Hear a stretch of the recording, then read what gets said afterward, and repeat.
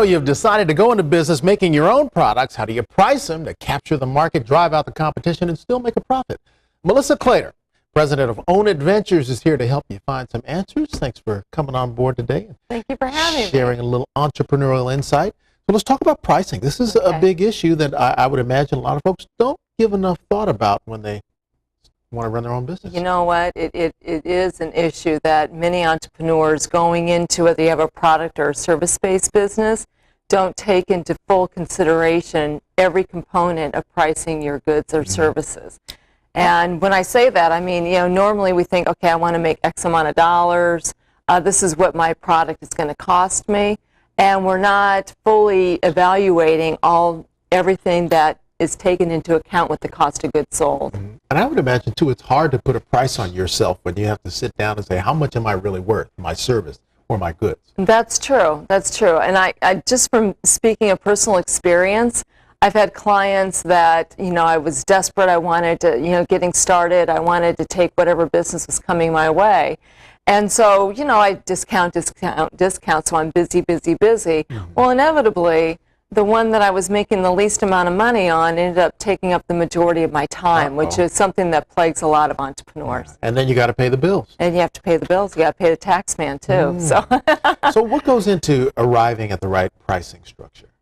Pricing really needs to be tied to your marketing and your marketing strategies. It's not only the cost, but it's also what is your target, who's your target market, and what's your marketing message going to be, and what is your marketing strategy going to be. For example, you make the ultimate umbrella, and this umbrella is the type that will never, when you're walking down New York City and a huge gust of wind goes, and inevitably my umbrella goes, whoo, and I'm sopping wet. Okay, this umbrella is the ultimate umbrella, and it'll never go, whoo, when that wind goes. Well, if you look at what the price point is for your competition, those kind of umbrellas that fit nicely in your pocket or your purse go from anywhere from $4.99 maybe up to $39.99 is the high price point. Well, your ultimate umbrella is you have to sell it at $49.99 to make a profit, and you just back it down. Well, then if that's the case, you're trying to market an umbrella at a price point so you make some money higher than what is out there already. So it has to be part of your marketing mix. Right. Why you have to price it the way where you're pricing it. So in that case, you're going to look at an audience that's willing to pay more for that ultimate umbrella. Well, absolutely. That type of umbrella is not for everybody, which is what I mean by you have to really know and define who your target market mix is. And when you're pricing a product, it may not be for everybody. If you go in thinking everybody's going to buy an umbrella, well, that's not necessarily the case. A lot of it will be dictated by what price point you have to come in at. So these are actually considerations you have to look at before you ever start manufacturing. Oh, absolutely. I know entrepreneurs who had unbelievable products. One in particular, she had a great line of handbags. They're really cute. She even was able to get them in movie sets. She had movie stars using them. They were photographed and in style. Phenomenal business. She actually ended up with revenues over $500,000 in this line of bags. Wow. She made no money. And the reason why she made no money was because she hadn't taken into consideration all of the hidden costs that went into making her bags. She did a great job of marketing it. She had a great job of the market mix and hitting that target market. However, she wasn't charging enough.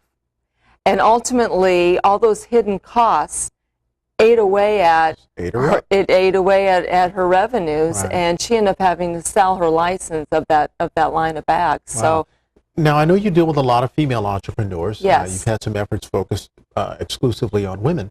Are there differences in the way women approach pricing of products versus men? I mean, do you have to instruct them, hey, you've got to be more aggressive, you've got to take more of these things into account? That's a great question, because men are researchers. And in being researchers, men, this is generalizing, are more apt to know where their competition is coming in at on pricing, where they need to be on pricing, how they're going to dive into that market to capture a percentage of the market going to the umbrella. A man would go in and make a survey of, all right, you know what, these are what the umbrellas are. This is the price range of what is retailing right now in umbrellas. However, the downside of the $4.99 is they don't last. The upside of the $39.99, they still don't last. My ultimate umbrella will ultimately save you money. And they'll be able to target specifically where to sell those ultimate umbrellas. Whereas most women entrepreneurs, once again we're generalizing, we don't do enough due diligence on researching the market and researching the competition and researching how are we going to go after that market. So women are less competitive? That's surprising to me. Not necessarily. I wouldn't say we're less competitive.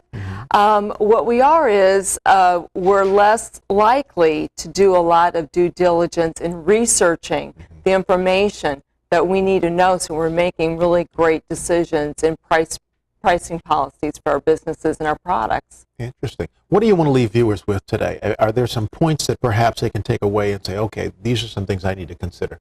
The three main areas that every entrepreneur, whether you're male or female, needs to really be concerned with pricing policies is A, you have to really know your targeted market. You have to know who you're going to try to sell to. B, you have to take into consideration all the cost of goods sold variables that go into making your product. And that also includes taxes, it includes insurance, it includes attorney fees, it includes your website, it includes all those overhead expenses beyond the lights.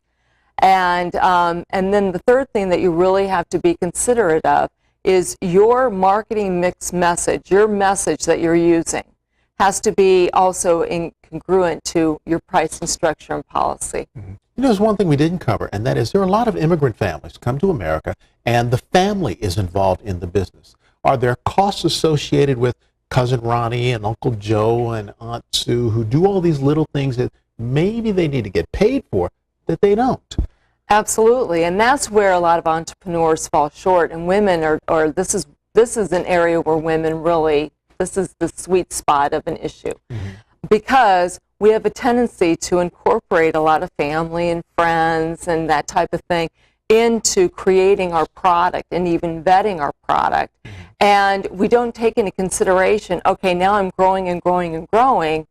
Now I have to pay somebody. Oops, okay, that's eating into my profit margin. And that's an area that women particularly, because as my business focuses on women, we fall short on. Well, something to take away, and we'll talk more about that next time. Thank you very much. Thanks, Melissa, for joining us.